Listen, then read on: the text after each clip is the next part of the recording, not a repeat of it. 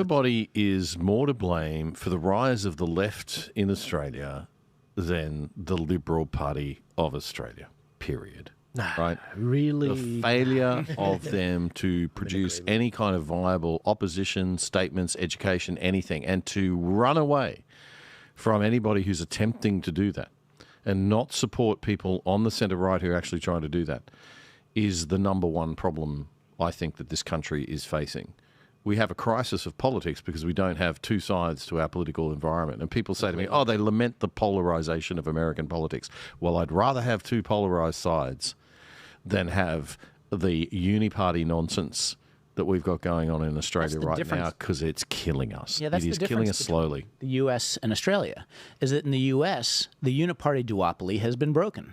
You had all the neoconservatives jump ship and join Kamala Harris. You had Miss Piggy, Liz Cheney go over to the Democrat Party. A lot of the neoconservatives, all the deep state actors, the ex-CIA chiefs, the generals, go over to the Democrat Party, and you actually truly have a populist option for once in the U.S. And people chose it. They saw past $1 billion of propaganda, all the celebrities, all the mainstream media, all piled on one side, and they said no. And traditionally, left populists, people like Bernie Sanders, has come, or some of them came over to the Republican side. He himself he's an independent anyway, right? There was no room for him in the Democrats. Yeah. He should join Trump. Well, a lot of his supporters have. Yeah, exactly. If you look at people like Tim Pool and a number of the other people who liked Bernie Sanders, they have jumped ship. But he's a raving lunatic, neo-Marxist, so no thanks. Yeah, but I mean, he's a far left nut job. No, he is a lunatic. Here's let's say I'm going to defend the things I don't believe in, right? If you look at Bernie Sanders and even Elizabeth Warren, I can't even believe I'm doing this. Am I doing this in front of an audience? You're doing this.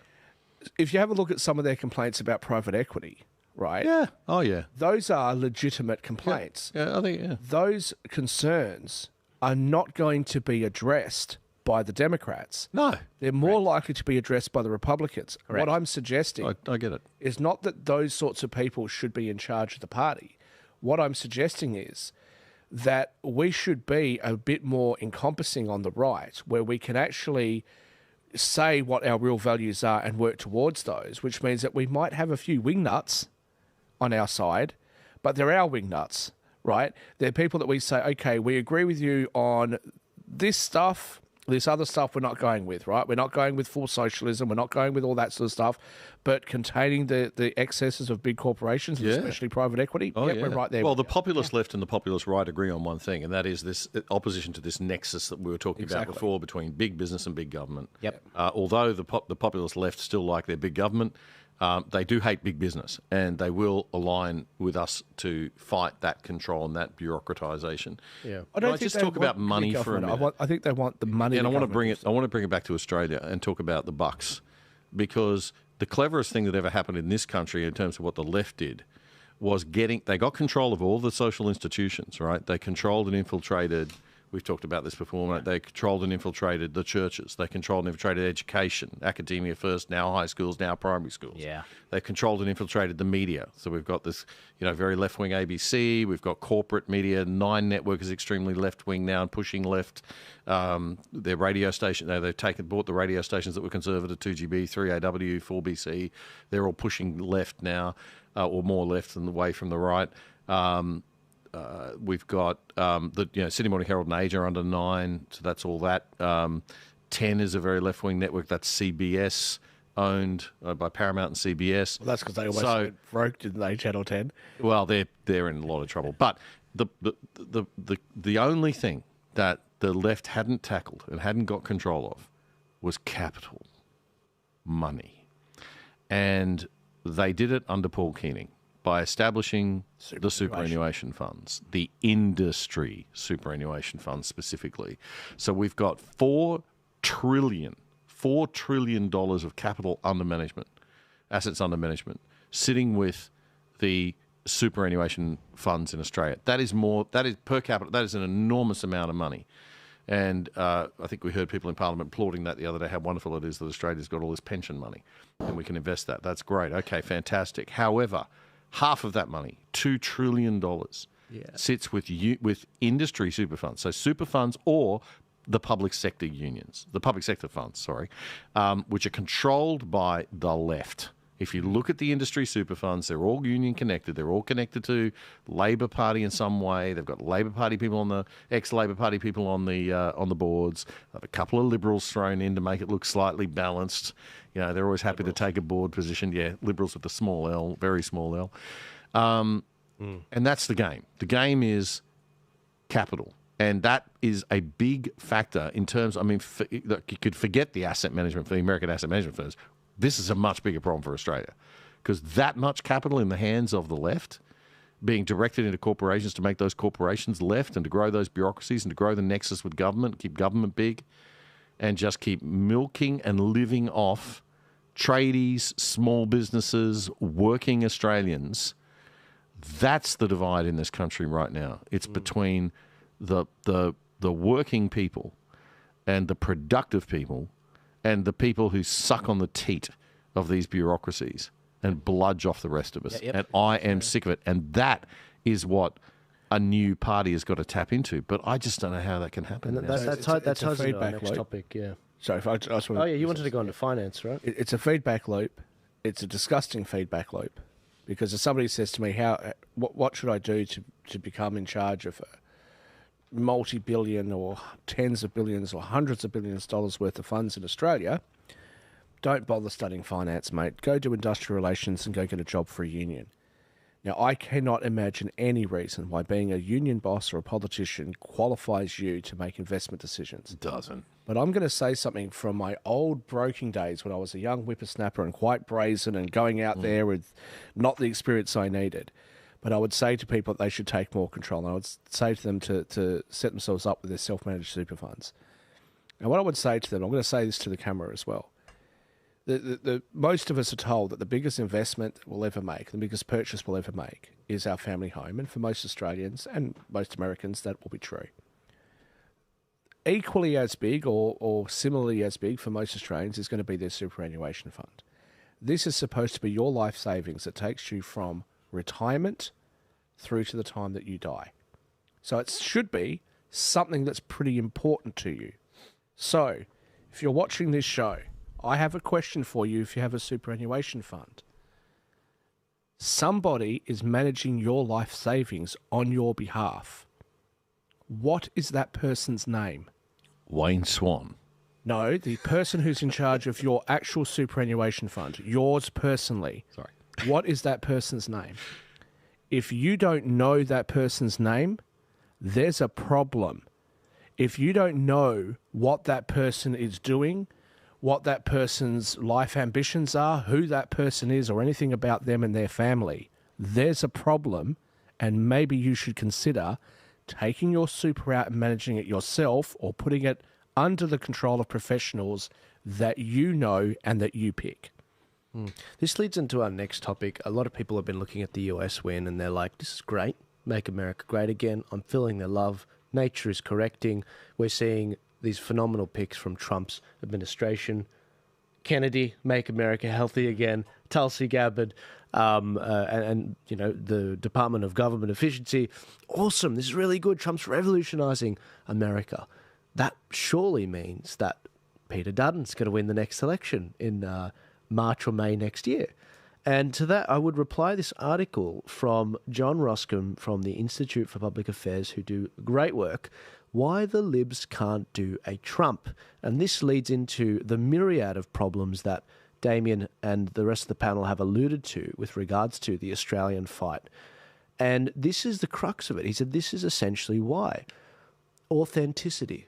The Liberals and Peter Dutton, they lack authenticity. It's not that they don't have it. We've seen Peter Dutton demonstrate authenticity in going after the media, like during the Voice referendum, but it is not his prime programming, and he's going after more of a moderate sort of approach, and it's going to fail.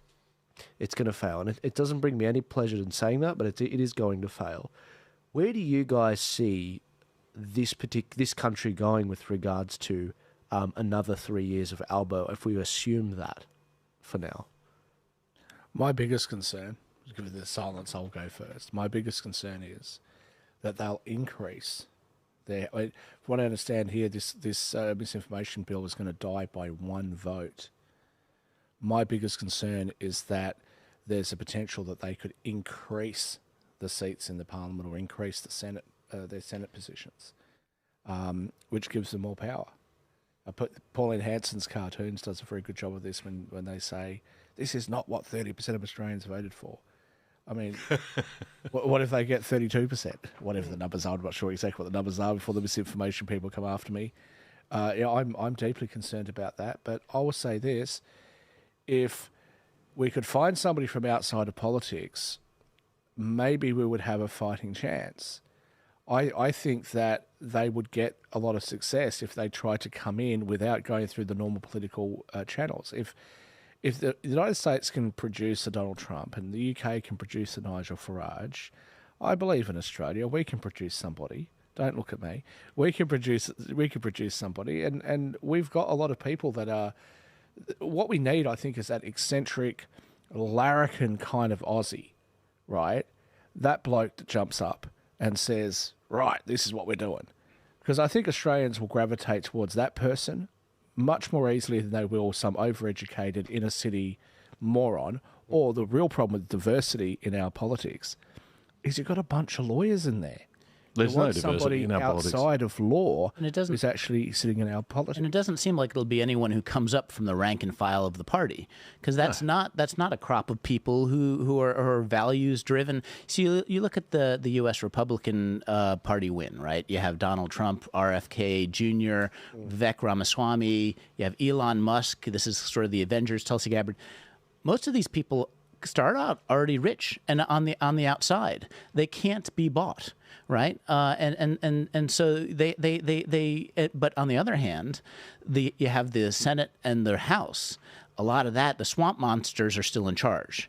You know, the Senate Majority Leader is a swamp monster, and so the real fight now in the U.S. is that, okay, yes, the populists have won the White House, but the House and Senate, are they going to still be bought out by the powers that have been controlling them for a long time, or will Trump bring them along? Here in Australia, unfortunately, it seems like we're lost in the wilderness. We do not have a values-driven, core to bring us away from the direction that we've been going. We've got the 5 Cs, as you said before, Yes, and the worst right. one is the career politicians. And the Liberal Party is That's it. absolutely full That of is these it. young kids that come straight out of Yep. uni with their young Liberal hat on, and they bounce into the Liberal Party, and then they get a values party and job, ready and to then be they do sold out. something else, and they hobble around for years and years, and they finally get given a little council ward, and then they get a little state seat, and then they get a little...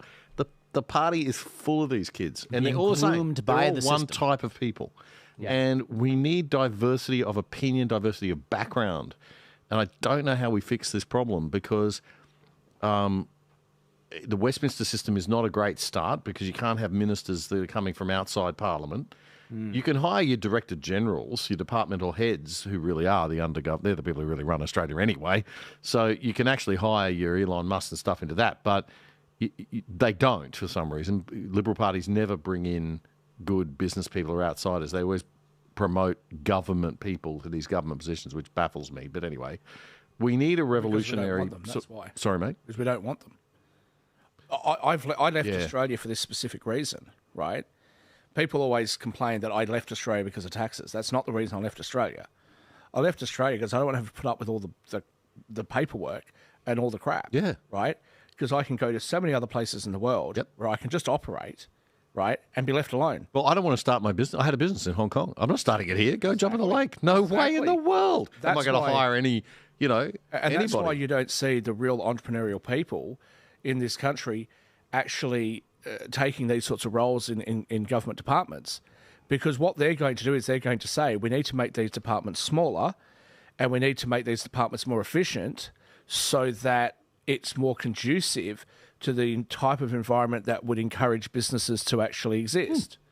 they're not going to do that because small business owners are just like, oh, to hell with it. It's not worth the fight. No, that's right.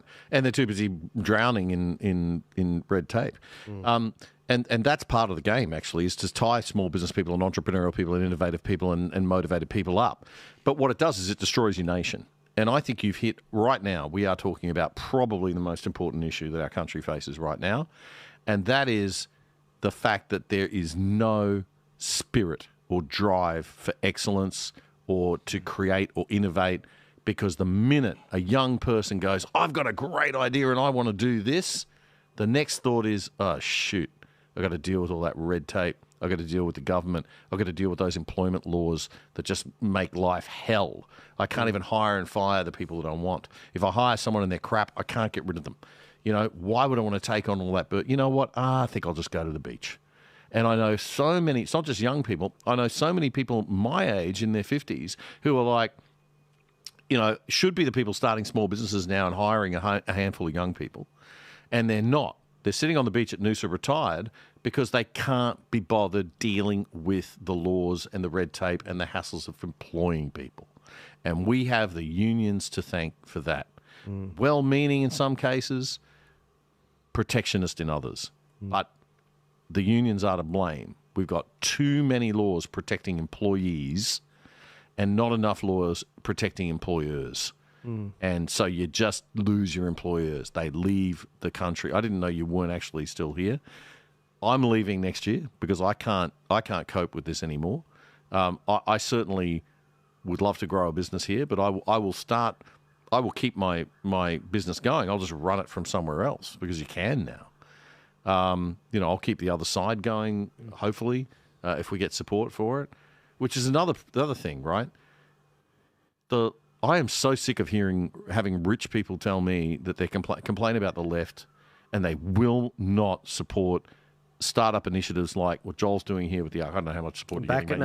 Back at you, mate. No, I'm getting some from good people, some good people, but we are nowhere near break even as a business, right? Everything I do is voluntary on that show. You keep looking at me. I haven't brought my checkbook. But no, sorry, mate. I wasn't looking at you in that sense. I mean, and I wouldn't do that. No, I'm joking. I'm just simply, and I'm sure you do support other initiatives, but I'm just talking about, you know, I mean, I know a reasonable number of people who've got a bit of money who complain a lot about the left. And online too. And I've started pushing back, just saying capital needs to step up in this country, and one of the like worst it does in America. One of the worst things they could do is throw money at the Liberal Party. Which is what they keep bloody doing. Or surrogates for the Liberal Party, like a certain organisation. Which is why we're not putting that money up. That's the thing. That's the reason why. I mean, I've got 800,000 members of the Pacific Rim Chamber of Commerce. The top 1,000 of those are people that I know personally, those families. Most of the top 1,000 will have net worths of more than 30 million US. We've got a fund of around 20 billion that could be invested in any Pacific Rim country. My favourite of which is the country that I was born in, here in Australia. There's no way I could get anything through. And I also couldn't justify it to them. This is the big problem. Yep. See, for me personally, all I wanted to do was to run a financial service, like a fund, right? Basically a managed fund. That's all I wanted to do. Good luck. I just could not get licensing. I couldn't get approvals. I just couldn't do it, right? Now, okay, I was pretty brazen trying to achieve that at 23. That was never going to happen. Fair enough, because I was too young and inexperienced. But I could have been mentored in the right direction. The problem was there is no right direction here in Australia. Okay? I get to 27. I get the opportunity to go over to the Middle East. These guys, and I'm trying to raise money for a derivatives trading fund with a very specific type of derivative, and trying to explain that to people in the Middle East that at that time didn't really have much familiarity with the markets. Didn't work out too well, but I did raise some money. Then I get to 35 and somebody says to me, hey, I've got some friends in Switzerland and they want to talk to you. I've been talking to them about you and they want to talk to you.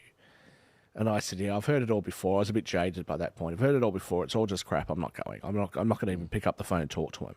So they started ringing my business partners and traders that I trade with back when we were sort of just running our own thing with no clients and just using our own money. And every day for about a month, you know, the people closest to me said, look, maybe you should just pick up the call. I mean, just take a call. They've been calling us, every day. So I picked up the call, and 2 nights later, I'm on a first-class flight with Emirates over to Emirates Airways from Perth to Dubai to Switzerland.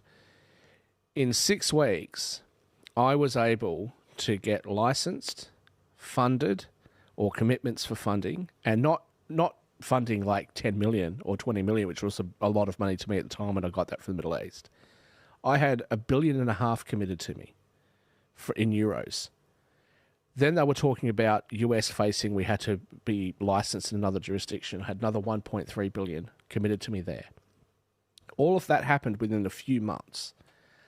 I could fly back to Australia, and then I've got to go and speak to my lawyers and say, am I legally allowed to operate a fund from here?